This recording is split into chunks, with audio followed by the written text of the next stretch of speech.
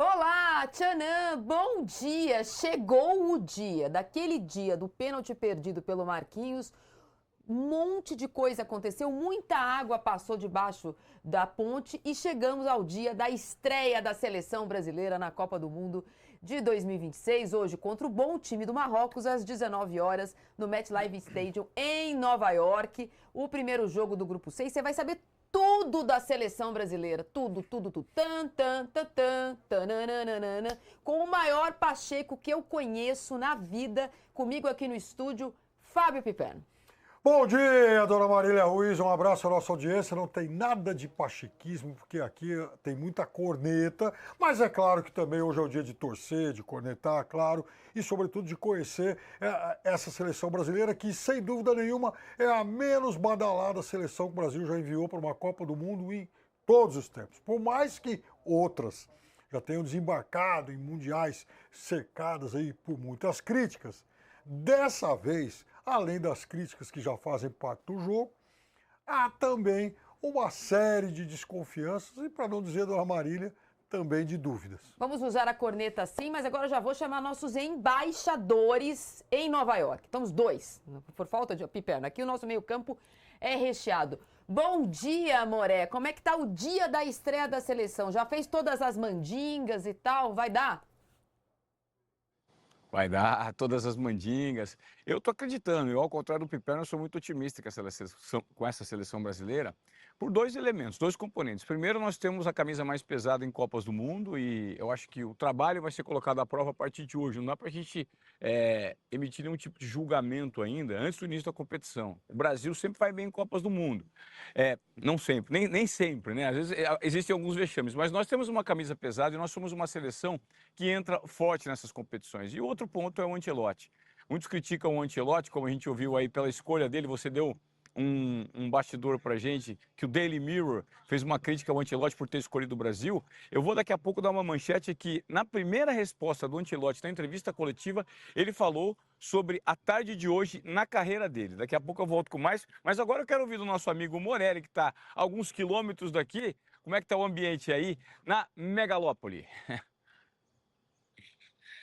Bom dia, Ivan, bom dia, Marília, Piperno, bom dia você que está com a gente nesse sabadão, dia de jogo, dia de estreia do Brasil. Eu acho que tem que zerar tudo que foi feito de uma Copa para outra, eu acho que tem que zerar hoje, a partir de hoje. A gente sabe que o Ancelotti assumiu a seleção brasileira no último ano e ele tentou correr contra o tempo para organizar o máximo que ele pôde dessa seleção brasileira. Sim, também concordo com o Piperno que fala que é a seleção menos badalada, mas sinto os jogadores muito responsáveis, uns jogadores que carregam um piano, uma desclassificação, uma eliminação da temporada passada, da Copa passada, e isso parece que refletiu dentro desse grupo. O grupo é praticamente o mesmo, né? Muitas caras conhecidas da Copa do Catar em 2022. Então, esse grupo é sentido, é ressentido. Por isso que eu acredito que esse grupo pode dar um pouquinho mais do que já deu na Copa do Catar aqui nos Estados Unidos. O clima aqui em Nova York esquentou.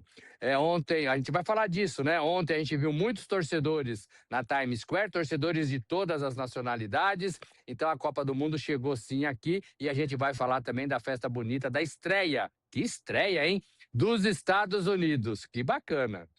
Pois é, a gente vai falar desses jogos de ontem, né? Dois jogos, a estreia do Canadá, a estreia dos Estados Unidos, mas eu quero.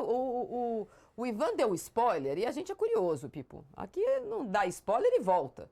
Ontem, a coletiva da seleção brasileira, o evento obrigatório da FIFA, às vésperas dos jogos, teve primeiro coletiva do Marrocos e depois do técnico da seleção brasileira, Ancelotti, e também do Vini Júnior. Então, vou passar a bola para o Moré lá em Nova York, porque ele estava em loco e pode contar todos os detalhezinhos desse última fala da seleção brasileira antes de a bola rolar, Moré.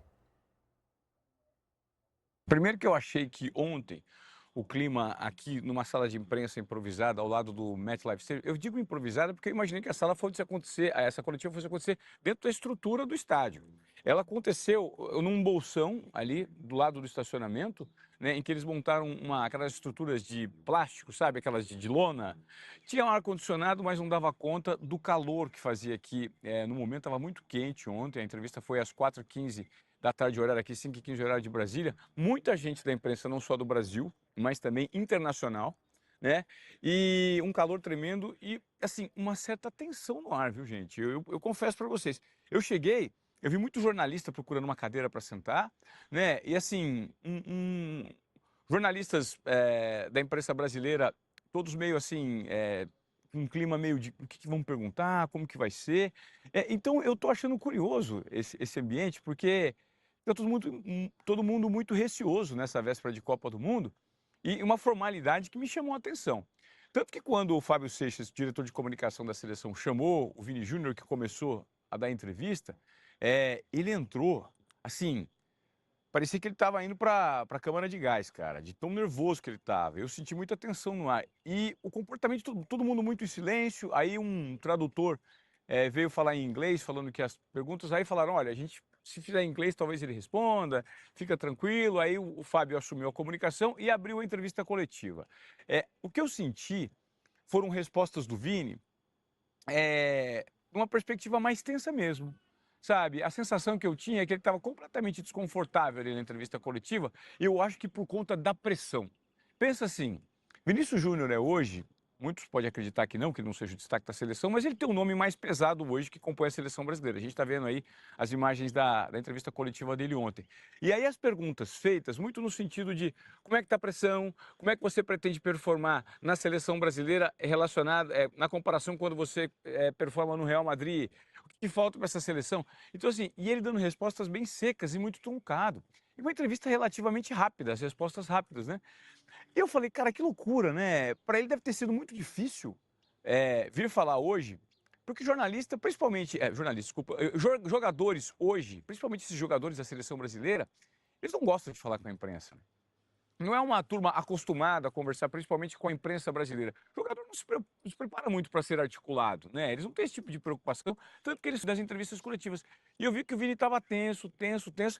E aí eu mandei uma mensagem para o Fábio Seixas, falei assim, cara, eu quero fazer uma pergunta. Ele falou, você não quer fazer para o Ancelotti na sequência? Eu falei, não, eu vou fazer para o Vini Júnior, porque eu vou tentar tirar um sorriso do rosto do Vinícius, ver se ele descontrai um pouco, né? E aí eu peguei e fiz uma pergunta. A última pergunta, você falou, Vinícius, vem cá. Cara, eu sinto que você está desconfortável, você não soltou um sorriso, cara, e você é o cara que é a esperança de alegria para o Brasil. Você é o jogador que faz um salseiro pelo lado esquerdo, pelo lado direito, pelas beiradas do campo, você é driblador, você é rápido, você fez a festa de muitos torcedores do Real Madrid e chegou à festa de você fazer a festa para o torcedor brasileiro, na seleção brasileira, né? Eu gostaria de ver um sorriso no seu rosto, eu quero saber como é que está o ambiente, como é que está a leveza dos bate-papos que vocês estão tendo com os jogadores internamente, como é que está esse ambiente e como é que está a sua relação com o Neymar.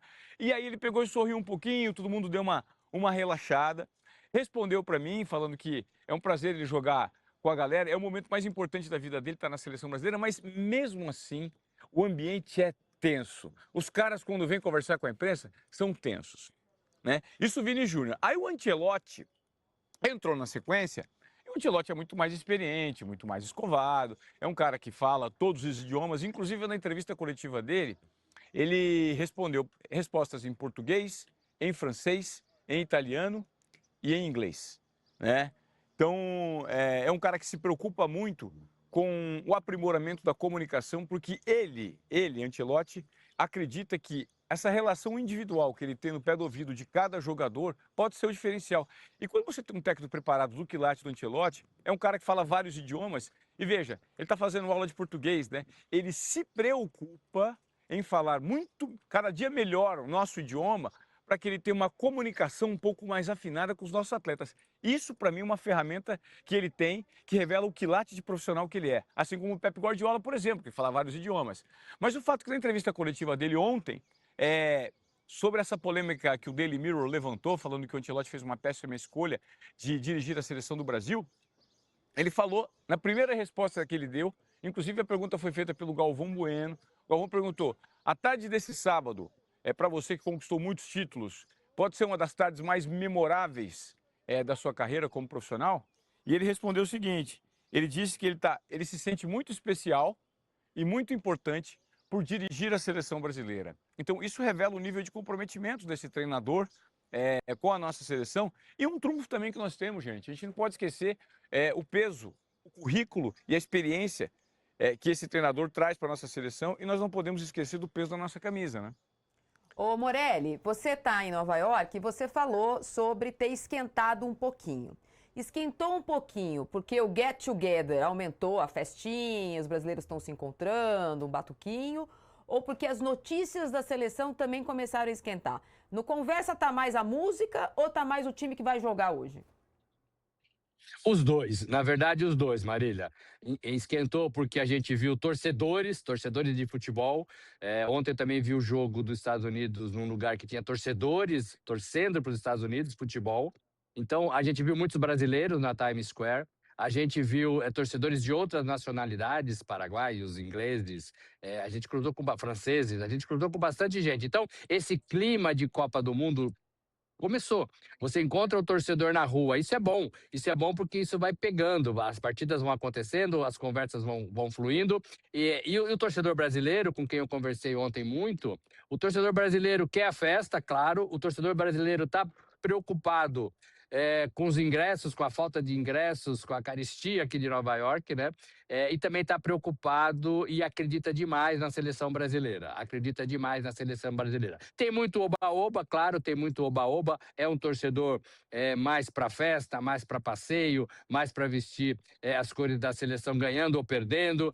Diferentemente do torcedor que a gente está acostumado com os clubes de futebol, que ficam mais bravos, que fazem as contas. Não, o torcedor de Copa do Mundo com quem a gente está encontrando aqui, cruzando aqui, é um torcedor mais ameno, é um torcedor mais tranquilo. Mas ele está muito confiante. Ele fala o nome dos jogadores. Vinícius Júnior é um dos principais jogadores comentados. O Endrick também é. E o Neymar também é.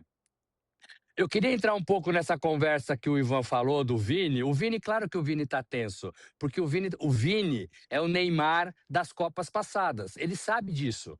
Na Copa passada, para essa, o Neymar desapareceu, que era o principal jogador da seleção brasileira, o cara que carregava toda a responsabilidade de ganhar uma Copa do Mundo pro Brasil. Esse cara, ele tá no banco e tá machucado. Ele vai ficar no banco hoje, juntamente com todos os colegas, né? Ele vai participar de toda a preleção, ele vai participar do rito de preparação da partida, mas ele não vai jogar. E o Vini assumiu esse lugar. O Vini é o Neymar das Copas passadas. E ele sabe o tamanho disso. Ele sabe que ele está na seleção brasileira, ele sabe que ele está na seleção pentacampeã, ele sabe que são 24 anos sem ganhar, ele sabe de tudo isso. Ele sabe que tem um treinador com quem ele se dá muito bem, e treinador que o fez jogar melhor do que ele era quando saiu do Brasil. Então agora é hora de cobrar, e ele sabe que ele foi eleito há 2 anos o melhor do mundo. Então ele carrega tudo isso para essa Copa do Mundo, para essa estreia. É claro que ele está tenso, é claro que ele está pensando em tudo isso. Eles tentam não ser assim. Eu não acho que seja só com a gente, não, ali na hora da coletiva, viu, Ivan? Eu acho que ele quando dorme ali no travesseiro, ele pensa em tudo isso. Então ele tem que estar tenso mesmo, porque ele sabe o tamanho dele na seleção e da responsabilidade dele na Copa do Mundo, que vai começar hoje pro Brasil. Ô, senhores, agora vocês esperam um pouquinho que eu tenho que seguir o roteiro.